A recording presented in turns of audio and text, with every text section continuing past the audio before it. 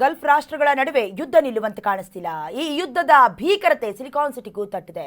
ದಿನದಿಂದ ದಿನಕ್ಕೆ ಗ್ಯಾಸ್ ಸಮಸ್ಯೆ ಹೆಚ್ಚಳವಾಗ್ತಾ ಇದೆ. ಜಾಗತಿಕವಾಗಿ ಪರಿಣಾಮ ಬೀರಿದೆ ಗಲ್ಫ್ ರಾಷ್ಟ್ರಗಳ ನಡುವೆ ನಡೀತಾ ಇರುವಂತಹ ಯುದ್ಧದಿಂದಾಗಿ. ಈ ಯುದ್ಧ ಬಿಸಿ ಸಿಲಿಕಾನ್ ಸಿಟಿಗೂ ಕೂಡ ತಟ್ಟಿದೆ. ದಿನದಿಂದ ದಿನಕ್ಕೆ ಗ್ಯಾಸ್ ಸಮಸ್ಯೆ ಹೆಚ್ಚಳವಾಗ್ತಾ ಇದೆ. ಜನಜೀವನವೂ ಕೂಡ ಅಸ್ತವ್ಯಸ್ತವಾಗ್ತಿದೆ. ಇದರಿಂದ ಹೋಟೆಲ್ಗಳಿಗೂ ಸಿಲಿಂಡರ್ ಬಿಸಿ ತಟ್ಟಿದೆ. ಫಾರ್ ಎಕ್ಸಾಂಪಲ್ಗೆ ಯಾವುದೋ ಒಂದು ದೇಶ, ಎರಡು ದೇಶ ಯುದ್ಧವನ್ನು ಸಾರಿದೆ ಅಂತ ಹೇಳಿದ್ರೆ ಬೇರೆ ದೇಶಗಳು ನೆಮ್ಮದಿಯಾಗಿ ನಿದ್ದೆ ಮಾಡೋದಕ್ಕೆ ಸಾಧ್ಯ ಇಲ್ಲ. ಬೇರೆ ಯಾವುದು ಬೇಡ, ಪಕ್ಕದ ಪಾಕಿಸ್ತಾನದ ಸ್ಥಿತಿಯನ್ನು ನೋಡಿಬಿಟ್ರೆ ನಮಗೆ ಭಯವಾಗುತ್ತೆ. ಯಾಕಂತ ಹೇಳಿದ್ರೆ 50% ಇಂಧನ ಭತ್ಯೆ ಭರಿಸೋದಕ್ಕೆ ನಮ್ಗೆ ಸಾಧ್ಯ ಇಲ್ಲ. ಸರ್ಕಾರಿ ಕೆಲಸದವರು ಸೇರಿದಂತೆ ವಿವಿ ಉನ್ನತ ಶಿಕ್ಷಣದವರಿಗೆ ಆನ್ಲೈನ್ ಕ್ಲಾಸನ್ನು ಕಂಡಕ್ಟ್ ಮಾಡಿ, ಶಾಲಾ ಕಾಲೇಜುಗಳಿಗೆ ರಜೆ ಘೋಷಣೆ ಮಾಡಿ ಅಂತ ಬಹಳ ಕಟ್ಟುನಿಟ್ಟಿನ ಆದೇಶವನ್ನು, ಸೂಚನೆಯನ್ನು ಹೊರಡಿಸಿದ್ದಾರೆ. ಮುಂದಿನ ದಿನದಲ್ಲಿ ನಮ್ಮ ದೇಶಕ್ಕೆ ಬಿಸಿ ತಟ್ಟೋದಿಲ್ವಾ ಅದನ್ನ ಹೇಳೋದಕ್ಕೆ ಬರೋದಿಲ್ಲ.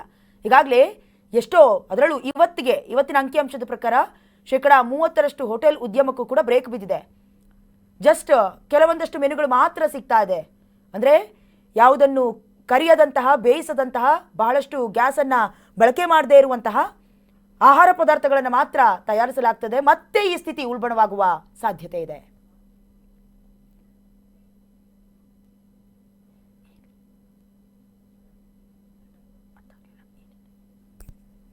ಬಂದ್ ಮಾಡೋ ಅವಶ್ಯಕತೆ ಏನಿಲ್ಲ ಸರ್. ಬೇರೆ ಆಲ್ಟರ್ನೇಟಿವ್ ಹುಡ್ಕೊಂಡ್ಲೇಬೇಕು. ಇದು ಸಕಾಲ ಇದು. ಯಾಕೆಂದ್ರೆ ಈ ಗ್ಯಾಸ್ ಬರಕ್ ಮುಂಚೆ ಎಲ್ಲ ನಾವೆಲ್ಲ ಊಟನೇ ಮಾಡ್ಲಿಲ್ವಾ, ಮದುವೆಗಳು ಮಾಡ್ಲಿಲ್ವಾ, ಮಕ್ಕಳಾಗ್ಲಿಲ್ವಾ, ಜನಸಂಖ್ಯೆ ಇರ್ಲಿಲ್ವಾ ಭಾರತದಲ್ಲಿ? ಈಗೇನು ಅಂತ ಸ್ಪೆಷಲ್ ಇದು? ಬೇರೆಯವ್ರ ಮೇಲೆ ಡಿಪೆಂಡ್ ಆಗೋದು ಫಸ್ಟ್ ನಿಲ್ಲಿಸ್ಬೇಕು. ನಮ್ಮ ಸೌಕರ್ಯಗಳನ್ನ, ಮೂಲಭೂತ ಸೌಕರ್ಯಗಳು ಏನೇನೇ ಅದನ್ನು ಉಪಯೋಗಿಸ್ಕೊಂಡು ನಮ್ಮ ದೇಶನ ಮುನ್ನಡೆಸೋ ದಾರಿ ಕಂಡ್ಕೊಬೇಕೆ ಹೊರತು ಇರಾನಿಂದ ಬರಬೇಕು, ಹಡಗಲ್ಲಿ ನಿಂತು ಬಿಡ್ತು, ಅವೆಲ್ಲ ನಾನ್ಸೆನ್ಸ್. ಅವೆಲ್ಲ ನಮ್ಮ ನೈಸರ್ಗಿಕ ಮೂಲಗಳನ್ನ ಉಪಯೋಗಿಸ್ಕೊಂಡು ಇದು ಮಾಡಬೇಕು. ಹಾಗಾದ್ರೆ ಮಾತ್ರ ನಾವು ಸ್ವಲ್ಪ ಮುಂದುವರಿಯೋಕ್ಕೆ ಸಾಧ್ಯ. ಇಲ್ಲ ಅಂದರೆ ಒಂದು ಸಿಲಿಂಡರ್ಗೆ ಇವತ್ತು ಕಾಯ್ಬೇಕಾಗತ್ತೆ, ನಾಳೆ ದಿನ ಬೇರೆದಕ್ಕೆಲ್ಲ ಕಾಯ್ಬೇಕಾಗುತ್ತೆ. ಏನು ಬೇಕಾಗಿಲ್ಲ, ತಗೊಳೋದೇ ಬೇಡ, ಸಿಲಿಂಡರ್ ತಗೊಳೋದೇ ಬೇಡ. ನಮಗೆ ರೋಡಲ್ಲಿ ಅಡುಗೆ ಮಾಡ್ಕೊಳಕ್ಕೆ ಅವಕಾಶ ಕೊಡಲಿ ಸಾಕು. ನಾವು ರೋಡಲ್ಲೇ ಮಾಡ್ಕೊಂಡು ಊಟ ಮಾಡ್ಕೊತೀವಿ. ಏನಿದು ತುಂಬ ಅನ್ಯಾಯ ಇದು. ಇವರೆಲ್ಲ ಈ ಬ್ಲ್ಯಾಕ್ ಮಾರ್ಕೆಟರ್ಸ್ಗೆಲ್ಲ ಅನುಕೂಲ ಮಾಡಿಕೊಡ್ತಾ ಇದ್ದಾರೆ ಅಷ್ಟೇ.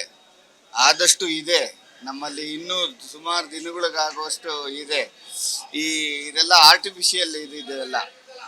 ನಾವು ಕೆಲವರು ಬ್ಯಾಚುಲರ್ಸ್ ಇರ್ತಾರೆ, ಅವ್ರಿಗೆ ತೊಂದರೆ ಆಗುತ್ತೆ.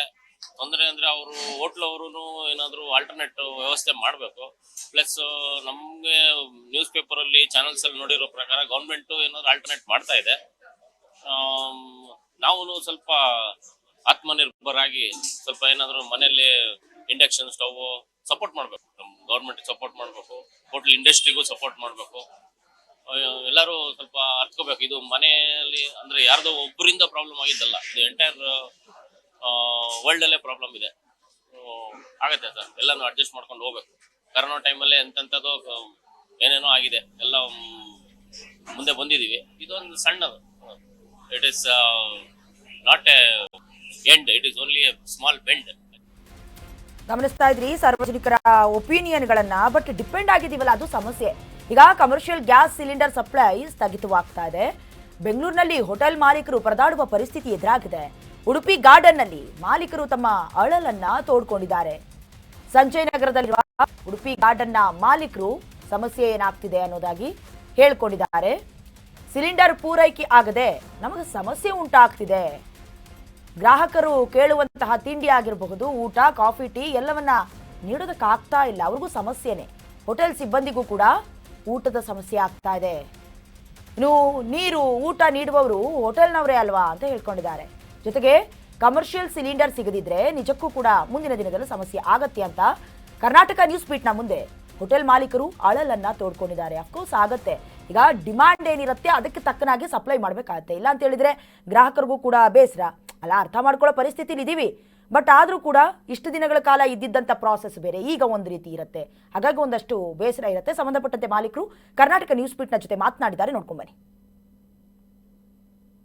ಯುದ್ಧದ ಎಫೆಕ್ಟ್ ಇವತ್ತು ಬೆಂಗಳೂರಿನ ನಗರಕ್ಕೂ ತಟ್ಟಿದೆ. ಇವತ್ತು ಹೆಸರಾಂತ ಹೋಟೆಲ್ ಆದ ಉಡುಪಿ ಗಾರ್ಡನ್ ಹೋಟೆಲ್ ಹತ್ರ ಇದ್ವಿ. ಗ್ಯಾಸ್ನ ಕೊರತೆ ಬಗ್ಗೆ ಅವ್ರ ಹತ್ರ ನಾವು ಮಾತಾಡಿಸ್ತಾ ಹೋಗೋಣ. ಸರ್ ಹೇಳಿ. ಗ್ಯಾಸ್ ಅಟ್ಲೀಸ್ಟ್ ಒಂದು 4 ನಾವು 10 ಕ್ಯಾಲ್ ಖಾಲಿ ಮಾಡಿದ್ರೆ 4-5 ಕೊಟ್ಟರು ನಮ್ಗೊಂದು ಏನಾದ್ರು ಒಂದು ಹೋಟ್ಲ್ ನಡೆಸಕ್ಕೆ ಇದಾಗತ್ತೆ. ಅದ್ರಲ್ಲಿ ಒಂದು ಸ್ವಲ್ಪ ಕೊಟ್ಟರು ನಮ್ಗೆ ಈ ಹೋಟ್ಲಿಗೆ ಹುಡುಗರಿಗೆ ಊಟ ಮಾಡಿ ಕೊಡೋಕೆ ಇಲ್ಲದ ಪರಿಸ್ಥಿತಿ ಐತೆ ಇವಾಗ. ದೋಸೆ ಹಂಚೆಲ್ಲ ಬಂದ್ ಮಾಡೈತೆ ಇವಾಗ, ದೋಸೆ ಇಲ್ಲ. ಈಗ ಬಾಡಿಗೆ ಟ್ಯಾಕ್ಸ್ ಗಿಟ್ಟು ಯಾವ್ದು ಕಟ್ದಿರು ಬಂದು ನಮ್ಗೆ ಹಿಡ್ಕೊಳ್ತಾರಲ್ಲ ಬಂದು. ಈಗ ಒಂದು ಕಡೆ ಈ ಗ್ರಾಹಕರಿಗೆ ಊಟ ತಿಂಡಿ ಕೊಡೋಕೆ ಆಗ್ತಾ ಇಲ್ಲ. ಮತ್ತೆ ಈಗ ಈ ಅಟ್ಲೀಸ್ಟ್ ನಿಮ್ಮ ಸಹೋದ್ಯೋಗಿಗಳು ಏನ್ ಹೇಳ್ತಾ ಇದಾರೆ ಅಂದ್ರೆ ಅಟ್ಲೀಸ್ಟ್ ನಮಗೆ ಬರುವಂತ ಗ್ರಾಹಕರಿಗೆ ಕೊಡೋಕ್ಕಾಗಿಲ್ಲ ಅಂದ್ರೂ ಕೆಲಸ ಮಾಡೋ ಹುಡುಗರಿಗಾದ್ರೂ ಅಲ್ಲ, ಅವ್ರಿಗಾರು ವ್ಯವಸ್ಥೆ ಮಾಡೋದು. ಅವ್ರಿಗೆ ಅಡ್ಗೆ ಮಾಡ್ಬೇಕಾದ್ರು ದಿವ್ಸ ಒಂದ್ ಸಿಲಿಂಡರ್ ಬೇಕು ನಮ್ಗೆ. ಅದನ್ನೂ ಕೊಟ್ಟಿಲ್ಲ ಅಂದ್ರೆ ಹೆಂಗ್ ಮಾಡೋದು? ಈಗ ಅವರು ನಮ್ಮಲ್ಲಿ 100 ಜನ ಕೆಲಸದಾರ ಇದ್ದಾರೆ ಇವಾಗ. ಅವ್ರಿಗೆ ಊಟ ಪರಿಸ್ಥಿತಿ ಏನು ಇವಾಗ? ಅದು ನೋಡ್ಬೇಕಲ್ಲ. ಈಗ ಕಮರ್ಷಿಯಲ್ ಸಿಲಿಂಡರ್ ಕೊಡ್ಬೇಡಿ ಅಂತ ಸ್ಟಾಪ್ ಮಾಡಿಬಿಟ್ರೆ ಹೆಂಗೆ? ಹೋಟ್ಲ್ ಅವ್ರು ಸಾಯ್ಬೇಕಾ? ಎಷ್ಟು ಜನ ಊಟ ಕೊಡೋರು ನಾವು, 1 ಗ್ಲಾಸ್ ನೀರು ಕೊಡೋರು ಹೋಟ್ಲಿಂದ, ಬೇರೆ ನೀರು ಕೊಡ್ತಾರೆ ಯಾರು? ಸರ್ ನಾವ್ ಹೇಳ್ತಿರೋದು ಏನಂದ್ರೆ ನೀವು ಇಷ್ಟೊಂದು ರೂಲ್ಸ್ ಮಾಡ್ತೀರಾ ಸರ್ಕಾರದವರು. ಈಗ ಹೋಟ್ಲಲ್ಲಿ ಹ್ಯಾಂಗ್ ಮಾಡ್ಬೇಕು, ಹೋಟ್ಲ್ ಅವ್ರು ಹಿಂಗ್ ಮಾಡ್ಬೇಕು, ಹೋಟ್ಲ್ ಅವ್ರು ಅದನ್ನ ಮಾಡಬೇಕು, ಏನೇನೋ ಹೇಳ್ತಾರೆ. ಏನೇನೋ 1000 ರೂಲ್ಸ್ಗಳಿದಾವೆ. ನಾವ್ ಹೇಳ್ತೇವೆ ನಾವು ರೂಲ್ಸ್ ನ ಫಾಲೋ ಮಾಡ್ತೀವಿ. ನೀವೀಗ ಟ್ಯಾಕ್ಸ್ ಕಟ್ಟಿಲ್ಲ ಅಂದ್ರೆ ಬರ್ತೀರ ತಾನೆ. 1 ವಾರ ಟ್ಯಾಕ್ಸ್ ಪೇಮೆಂಟ್ ಮಾಡೋದು 1 ವಾರ ಲೇಟ್ ಆದ್ರೆ ಬರ್ತಾರೆ. ಈಗ GST ಕಟ್ಟೋದು 1 ವಾರ ಲೇಟ್ ಆದ್ರೆ ಬರ್ತಾರೆ. ಕಮರ್ಷಿಯಲ್ ಟ್ಯಾಕ್ಸ್ ತಗೋತೀರಾ, GST ತಗೋತೀರಾ, ಸೇಲ್ಸ್ ಟ್ಯಾಕ್ಸ್ ತಗೋತೀರಾ, ಪ್ರತಿಯೊಂದನ್ನು ತಗೋತೀರಾ. ತಗೊಂಡ್ಮೇಲೆ ನಮ್ಗೆ ವ್ಯವಸ್ಥೆ ಮಾಡಿ ಕೊಡ್ಬೇಕಲ್ಲ ನೀವು. ನನ್ನ ಹತ್ರ ಈಗ 80 ಜನ ಹುಡುಗರಿದ್ದಾರೆ, ಊಟ ಮಾಡ್ಬೇಕಲ್ಲ ಅವರು. ಕಸ್ಟಮರ್ ಕತೆ ಬಿಟ್ಟಾಗಿ ಅವ್ರ ಮನೆ ಇದೆ, ಅವ್ರ ಹೊರಗಡೆ ಊಟ ಮಾಡ್ಕೋತ. ನನ್ನ ಹತ್ರ 80 ಜನ ಹುಡುಗರಿದ್ದಾರೆ. 80 ಜನ ಹುಡುಗರು ಮೇಲ್ಗಡೆ ಮಲ್ಕೊಂಡಿರ್ತಾರೆ ಹುಡುಗರು ಪಾಪ. ಅವ್ರಾದ್ರೂ ಊಟ ಮಾಡ್ಬೇಕಲ್ಲ ನಮಗೆ. ನಾವು ಕೇಳ್ತಾ ಇದ್ದೀವಿ, ನಾವು ನಿಮ್ಮ ಹತ್ರ ನಮಗೆ 20 ಗ್ಯಾಸ್ ಕೊಡಿ, 50 ಗ್ಯಾಸ್ ಕೊಡಿ ಅಂತ ಕೇಳ್ತಾ ಇಲ್ಲ. ಪ್ರತಿದಿನ ಏನ್ ಗ್ಯಾಸ್ ಕೊಡ್ತೀರಾ ಅದ್ರ 50% ಕೊಡಿ. ನನ್ಗೆ 10 ಗ್ಯಾಸ್ ಕೊಡ್ತಾ ಇದ್ರೆ 5 ಕೊಡಿ, ಅಡ್ಜಸ್ಟ್ ಮಾಡ್ಕೊಂಡು ಹೋಗಿ ಅಂತೇಳಿ. ನೀವು ಏನಕ್ಕೂ ರೆಸ್ಪಾನ್ಸೇ ಮಾಡದೆ ಸರ್ಕಾರದವ್ರು ಹಿಂಗೆ ಸುಮ್ಮನೆ ಕೈ ಕಟ್ಕೊಂಡು ಕೂತ್ಕೊಬಿಟ್ರೆ ಪ್ರತಿಯೊಬ್ಬರು ನಾವೇನು ಮಾಡ್ಬೇಕು ಹೇಳಿ? ನಾರ್ಮಲ್ ಆಗಿ ಒಂದು ಹೋಟ್ಲ್ ಉದ್ಯಮದವ್ರು ಏನ್ ಮಾಡಬೇಕು? ಈಗ ಕೆಲಸನೇ ನಂಬ್ಕೊಂಡು 1000 ಕಮಿಟ್ಮೆಂಟ್ ಇರ್ತವೆ. ನಮ್ಗೆ 1000 ಸಾಲಗಳು ಮಾಡ್ಕೊಂಡಿರ್ತೀವಿ. ಪ್ರತಿಯೊಂದು ಈಗ ಚೀಟಿಗಳನ್ನ ಹಾಕೊಂಡಿರ್ತಾರೆ ಹುಡುಗರು. ಇದನ್ನೇ ಕೆಲಸನೇ ನಂಬ್ಕೊಂಡಿರೋದು. 1 ವಾರ ಕೆಲಸ ಇಲ್ಲದೆ ಕೂತ್ಕೊಂಡು ಅಂದ್ರೆ ಅವ್ನ ಜೀವನ ಹೆಂಗೆ? ಯಾರು ಕಟ್ಕೊಡ್ತಾರೆ? ಈಗ ಸರ್ಕಾರದಿಂದ ಏನು ಸೌಲಭ್ಯಗಳಿಲ್ಲ ನಮ್ಗೆ. ಈಗ ಹೋಟ್ಲಲ್ಲಿ ಕೆಲಸ ಮಾಡೋರಿಗೆ ಏನೇನು ಸೌಲಭ್ಯಗಳಿಲ್ಲ. ಹೋಟ್ಲಲ್ಲಿ ಕೆಲಸ ಮಾಡೋನಿಗೆ PF PSA ಇದ್ರೆ ಮಾತ್ರ ಅದು ಮಾತ್ರ ಕಂಟಿನ್ಯೂ ಬಿಟ್ರೆ, ಅದು ಬಿಟ್ರೆ ಬೇರೆ ಏನೂ ಇಲ್ಲ. ಸರ್ಕಾರದಿಂದ ಯಾವುದೇ ಒಂದು ಸೌಕರ್ಯನೂ ಕೊಡ್ತಾ ಇಲ್ಲ. ಈಗ 2 ವರ್ಷ ಲಾಕ್ಡೌನ್ ಮಾಡಿದ್ರಿ, 3 ತಿಂಗಳು ಕೆಲಸ ಇಲ್ಲದೆ ಕೂತ್ಕೊಂಡ್ರೆ ಎಲ್ಲರೂ ಹುಡುಗರು, ಯಾರಿಗೂ ಒಂದು ನಯ ಪೈಸಾ ಬಂದಿಲ್ಲ ಸರ್ಕಾರದಿಂದ. ಗ್ಯಾಸ್ ನೀವು ಏನ್ ಮಾಡ್ಬೇಕು ಅನ್ಕೊಂಡಿದ್ದೀರಿ? ಇಲ್ಲ, ಇವತ್ತು ನಾಳೆಯಿಂದ ಬಂದ್ ಮಾಡೋದು ಪರಿಸ್ಥಿತಿ. ಮತ್ತೆ ಏನು ನಮ್ಗೆ ಆಪ್ಷನ್ನೇ ಇಲ್ಲ. ನಾಳೆಯಿಂದ ಬಂದ್ ಮಾಡೋದು. ಅದು ಹುಡುಗರಿಗೆ ಊಟ ಮಾಡೋಕಾದ್ರು ಒಂದು ಗ್ಯಾಸ್ ಕೊಟ್ಟಿರೋ ಒಳ್ಳೇದು. 1 ಸಿಲಿಂಡರ್ ಕೊಟ್ಟಿಲ್ಲ ಅಂದ್ರೆ 3 ದಿವಸ ಆಯ್ತು, 1 ಸಿಲಿಂಡರ್ ಕೊಟ್ಟಿಲ್ಲ. ಇವ್ರು ಅಟ್ಲೀಸ್ಟ್ ಇಲ್ಲಿ ಕೆಲಸ ಮಾಡೋರ್ಗಾದ್ರೂ ಒಂದು ಊಟದ ವ್ಯವಸ್ಥೆ, ಒಂದು ಸಿಲಿಂಡರ್ ಬೇಕು. ಇಲ್ಲ ಅಂದ್ರೆ ಹೇಗೆ ಬದುಕು ನಡೆಸೋದು ಅನ್ನೋದು ಒಂದು ಆಕ್ರೋಶ ವ್ಯಕ್ತಪಡಿಸ್ತಾ ಇದ್ದಾರೆ. ಈ ಯುದ್ಧ ಹೀಗೆ ಮುಂದುವರೆದ್ರೆ ಮುಂದಿನ ದಿನಗಳಲ್ಲಿ ಅಗತ್ಯ ವಸ್ತುಗಳು ಮತ್ತು ಗ್ಯಾಸ್ ಎಲ್ಲಾ ರೈಟ್ಗಳು ಏರಿಕೆ ಆಗುವ ಸಾಧ್ಯತೆ ಇದೆ. ಕ್ಯಾಮರಾಮನ್ ರಾಘವೇಂದ್ರ ಜೊತೆ ವೆಂಕಟ್, ಕರ್ನಾಟಕ ನ್ಯೂಸ್, ಬೆಂಗಳೂರು.